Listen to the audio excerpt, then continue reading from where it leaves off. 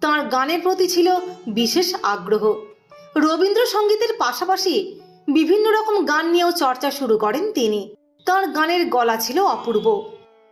গান নিয়ে বেশি দূর এগোনোর আগেই বিয়ে হয়ে যায় কলকাতার একটি অভিজাত পরিবারে। স্বামী ছিলেন উচ্চপদস্থ সরকারি কর্মী। স্বামী সন্তানদের ঘিরে ব্যস্ত সংসার জীবন কাটছিল তাঁর। তাঁর খুব কাছের মানুষ ছিলেন বিখ্যাত গায়ক ভূপেন হাজারিকা। তাঁর সঙ্গে বিভিন্ন অনুষ্ঠানে গান করতেন তিনি। গানের মাধ্যমেই তিনি পরিচিত মুখ হয়ে ওঠেন বাংলা ফিল্ম ইন্ডাস্ট্রির কাছে। তার অপূর্ব সুন্দর চোখ দেখে অনেক পরিচালকই তার ছবিতে কাজ করানোর কথা ভাবেন। ঠিক এই সময় পরিচালক সুখেন দাসের নজরে পড়ে যান তিনি।